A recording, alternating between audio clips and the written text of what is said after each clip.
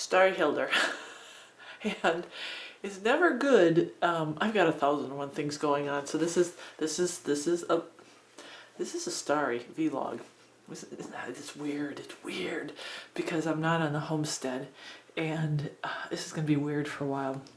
But I wanted to share because I'm getting ready for the conference, and you're probably not going to see any postings from me for a little bit. I might. Oh, I forgot. Hang on, I got my shirt on. My shirt's backwards. Hang on. Hold on.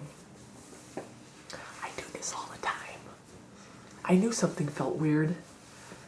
Hang on. Oh.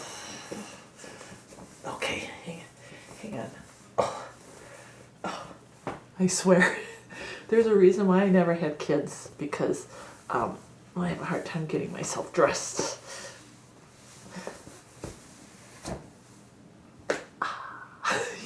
Okay. All right. That's the beginning of the vlog.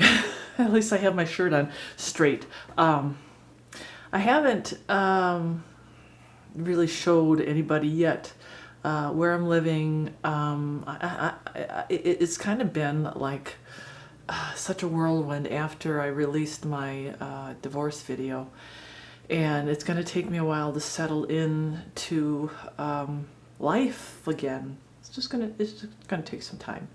But today is, I gotta get ready for this conference, and believe it or not, I'm supposed to be doing medical preparedness. I haven't prepared anything. Dara! I haven't prepared anything. No, I'm really good at, well, first of all, I'm really good at talking off the cuff because I know my stuff. I just do, you know. When I walk into the hospital and I go into a patient's room, that's my area. That's where I can shine. You know, we all have areas where we can shine, right? And one of them is just medicine. It's just the love. It's a compassion.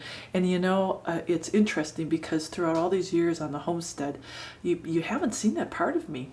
No, you've seen the self-sustainable starry, the canning starry, the dehydrating, composting, chicken starry,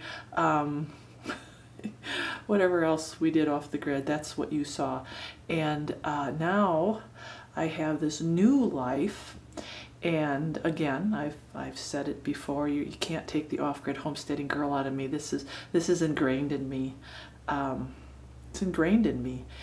So it's coming along with me to my new location. And, you know, in a way, I'm looking forward to really sharing with people this transition because this is interesting. Think about how God leads us. If you look back at any of my videos, I always said, what did I always say? You can homestead anywhere. You can be self-sufficient anywhere. It doesn't make any difference in your rural area, if you're in an urban area, if you're in an apartment. Well, here I am, walking the walk and talking the talk. I am now walking that real life, you can do it anywhere motto. Right here. So today is just organization day, and I'm going to take you along. Am I talking too much again? I never know, like my intros are so long all the time.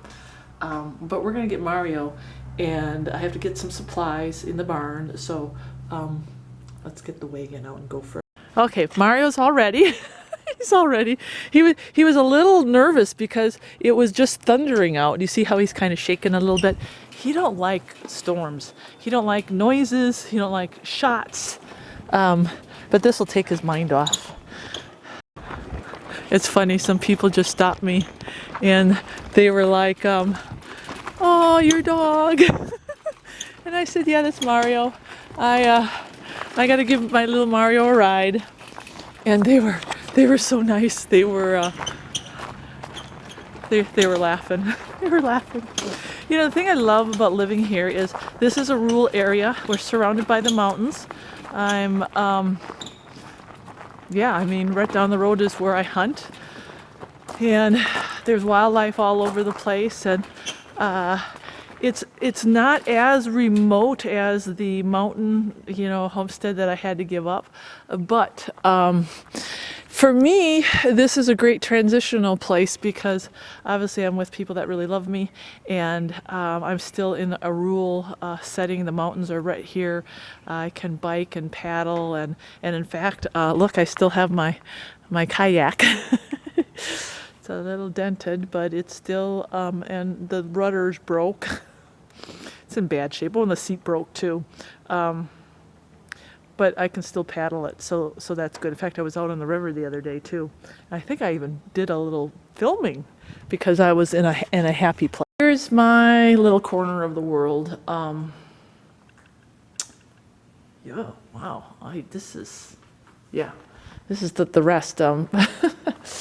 Not much here, but I'm gathering my medical supplies, and I've got them strewn all over the place. In fact, I'm really going to have to look here. Luckily, I don't have a lot of totes.